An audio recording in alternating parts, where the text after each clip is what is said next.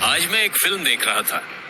उसमें एक सीन में एक चोर दूसरे चोर से कहता है कि हमें कभी भी पुलिस से नहीं डरना चाहिए, क्योंकि पुलिस वारदात होने के बाद ही सिर्फ खाना पूर्ति के लिए आती है। इंस्पेक्टर संतोष, आप बताइए, क्या हमारी ऐसी छवि जनता के बीच में बननी चाहिए? नहीं सर, ये फिल्म वाले कुछ भी दिखाते हैं। अरे बरखुरदार, कुछ भी नहीं, सच्चाई दिखाते हैं। पहले रमन राघव का केस और अब इस बार पत्थरमार का केस। हम पहले से क्यों ऐसी हत्याओं पर लगाम नहीं लगा पा रहे हैं? इन केस में तो हम सीरियस ही दिखाई नहीं दे रहे हैं। नहीं सर, ऐसी बात नहीं है, हम कोशिश कर रहे हैं। कोशिश करने से कुछ नहीं होता, मुझे रिजल्ट चाहिए, वो भी जल्द से जल्द। खैर, अगर आप लोगों के पास जो भी इंफॉर्मेशन है वो मुझे दे दीजिए। शाम को मुख्यमंत्री जी का कॉल आने वाला है, मुझे उन्हें सब कुछ समझाना होगा। सर, इस केस में सब इंस्पेक्टर श्रीवास्तव ग्राउंड में जाकर काम कर रहे हैं, वो हमें ब्रीफ देंगे। सर, इस केस में अभी तक हमें सिर्फ ये मालूम था कि पत्थर से कुचलकर मारा जा रहा है, लेकिन जब छठवें आदमी को मारा गया तो पास में ही बड़ा सा पत्थर मिला। हमने उसे जब्त कर लिया है। उसका वजन लगभग 30 किलो है। ऐसे में पहली संभावना ये है कि ये लोग ग्रुप में होते हैं और साथ में ही इस घटना को अंजाम देते हैं। लेकिन ऐसे केस में ग्रुप का कोई ना कोई मोटिव जरूर होता है। उन्हें पैसे चाहिए होते हैं या वो किसी आइडियोलॉजी पर भरोसा करते हैं। लेकिन इस केस में ऐसा कुछ भी सामने नहीं आया है। मतलब संभावना है कि कोई एक अकेला आदमी ही इन हत्याओं को अंजाम दे रहा है। हम मान सकते हैं कि वो आदमी हट्टा कट्टा होगा, जो आसानी से बड़े पत्थरों को उठा लेता होगा। साथ ही साथ हत्या का समय भी रात को 12 बजे से 4 बजे के बीच का ही है। ये हत्याएं भी सायन और चर्च रोड के बीच में ही हुई है। ये काफी इम्पोर्टेंट डिटेल्स हैं। अब आप लोग कोशिश करिए कि कातिल को जितने जल्दी से जल्दी हो सके पकड़ लें। इस मीटिंग के बाद एक तरफ रात में पुलिस की गश्त को बढ़ा दिया गया था, दूसरी तरफ इंस्पेक्टर संतोष कंफर्म हो गए थे कि ये सारे मर्डर सिर्फ उस सैलून वाले ने ही किए हैं, क्योंकि कातिल के बारे में जैसा भी बताया गया था वो वैसा ही था। दिखने में भारी भरकम शरीर का था। उसके माँ बाप का भी उसके बड़े पापा ने ही कत्ल किया था। इसका मतलब ये था कि वो ऐसे परिवार से आता था जिसमें लड़ाई झगड़ा आम बात थी। इंस्पेक्टर संतोष को ये भी बात याद आई कि वो बचपन में पहलवानी भी किया करता था। ऐसे में पत्थर उठाना उसके लिए कोई भी बड़ी बात नहीं होगी। ये सब बात उसके मन में लगातार चल रही थी। उसने अभी तक ये बातें किसी को नहीं बताई थी। आखिरकार उसने सब इंस्पेक्टर श्रीवास्तव को अपने यहाँ खाने पर बुलाया। क्या सर, आज घर में बड़ी शांति है? लगता है भाभी घर पर नहीं है। अब तो तू भी शादीशुदा हो गया है। तुझे भी पता होगा कि बीबियां घर पर नहीं होती तो कितनी शांति होती है। हाँ सर, मैं भी अब भुक्तभोगी हो गया हूँ। ठीक है, आज चल खाने के साथ 2-2 पैग लगाते हैं। अरे वाह, सीनियर के साथ पीना मतलब प्रमोशन होने जैसा है। अरे प्रमोशन भी होगा पागल, पहले दोनों का पैग तो बना। हाँ सर, अब बताइए क्या बात है? अरे तुझे पता चल गया कि किसी काम के लिए बुलाया है? हाँ सर, वरना आज सर से इतनी डांट खाने के बाद खाना खाने का मन किसका करेगा?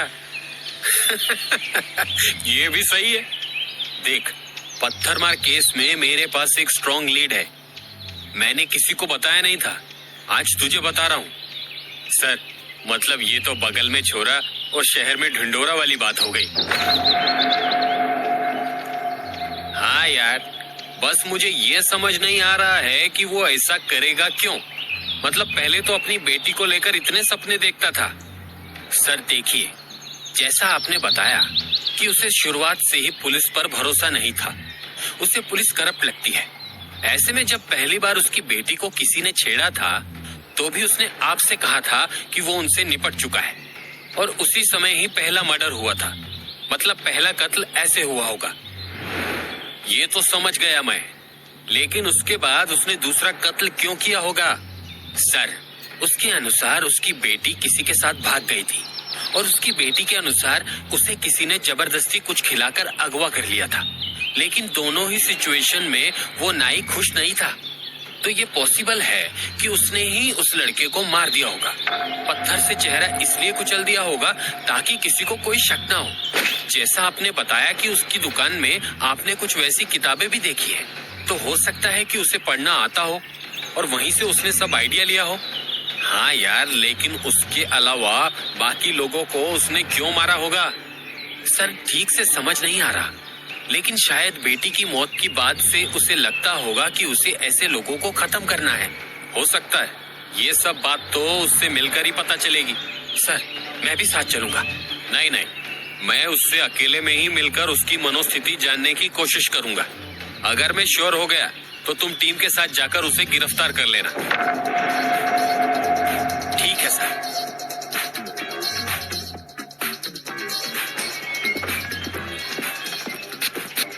अरे साहब, आज आप सुबह सुबह कैसे? अरे रात भर करवटें लेते हुए ही निकल गया, इसलिए पूरे शरीर में दर्द हो रहा है। आज अच्छे से मालिश कर दे। ठीक है साहब, आज तेल लगाकर अच्छे से मालिश कर देता हूँ। अच्छा तुझे पता है वो औरत अपने अपाहिज पति के लिए मदद मांग रही थी ना, उसका पति मर गया। अच्छा ये ना साहब, अपाहिज बीमार आदमी जीकर भी क्या करता? खराब जिंदगी जीने से तो मौत अच्छी है। अरे बहुत होशियार बन गया है रे तू। हाँ साहब, आपको पता है वो लाल वाली किताब है ना, उसमें उसका नायक भी खुद से ही खराब लोगों को मार देता है। अच्छा, लेकिन तू तो अनपढ़ है ना, तुझे कैसे पता ये सब? अब ये गूंगा पप्पू तो तुझे बोलकर नहीं सुनाया होगा ना? नहीं साहब, एक दो लोग जो बाल कटवाने आते हैं उन्होंने ही पढ़कर मुझे सुनाया। चल ठीक है, मुझे थोड़ा काम याद आ गया है, मैं चलता हूँ। अरे मालिश तो पूरी करा लेते साहब। नहीं रे, अभी जाता हूँ, जल्दी मिलूंगा। वहां से निकलने के बाद इंस्पेक्टर का शक यकीन में बदल गया था। उन्होंने थाने जाकर सब इंस्पेक्टर श्रीवास्तव को सब बात बताई और वो टीम के साथ उसे हिरासत में लेने निकल पड़े।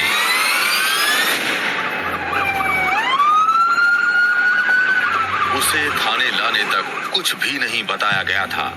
इंस्पेक्टर संतोष को देखकर वो जल्दी से उनकी तरफ भागा। अरे साहब, मालिश चाहिए था तो सीधे बुला लेते, ऐसे सिपाहियों को भेजने की क्या जरूरत थी? अब तो सच बोल दे साले, कितना झूठ बोलेगा? क्या बोल रहे हैं आप साहब? साले इतने लोगों को मार डाला और अभी शरीफ बन रहा है। अरे मैंने किसी को नहीं मारा साहब। तू ऐसे सच नहीं बोलेगा, इसकी पिटाई करके सच उगलवाओ इससे। इंस्पेक्टर संतोष का इतना बोलना भर था कि सभी ने मिलकर उसकी पिटाई की। सुबह से लेकर शाम तक उसे लगातार पीट कर सच उगलवाने की कोशिश की गई, लेकिन वो अपने बयान पर कायम था। उसने बताया कि वो लड़का जो उसकी बेटी को परेशान करता था, उसे उसने सिर्फ डराया था और उसके बाद से उसने उसकी बेटी को परेशान करना बंद कर दिया था। इसीलिए ही उसने इंस्पेक्टर संतोष को बोला था कि वो उससे निपट चुका है।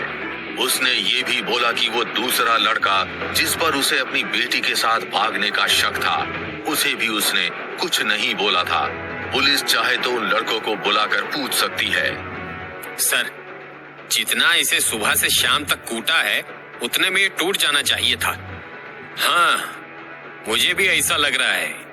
एक काम करते हैं, उस लड़के से बुलाकर पूछते हैं कि सच क्या है।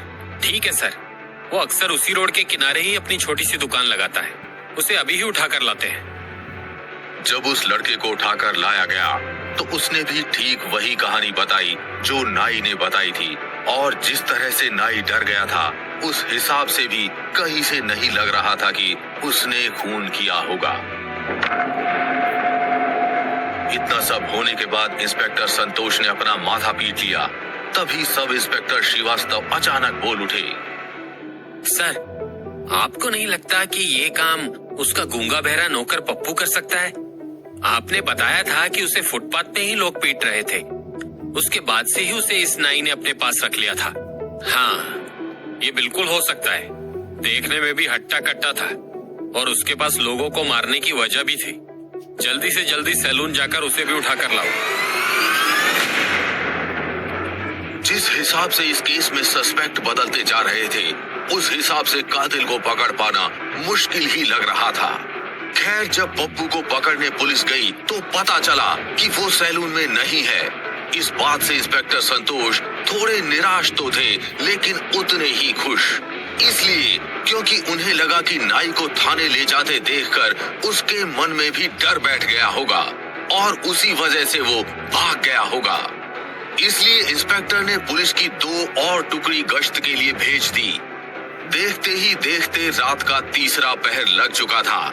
नाई से पूछकर पप्पू का हुलिया ले लिया गया था।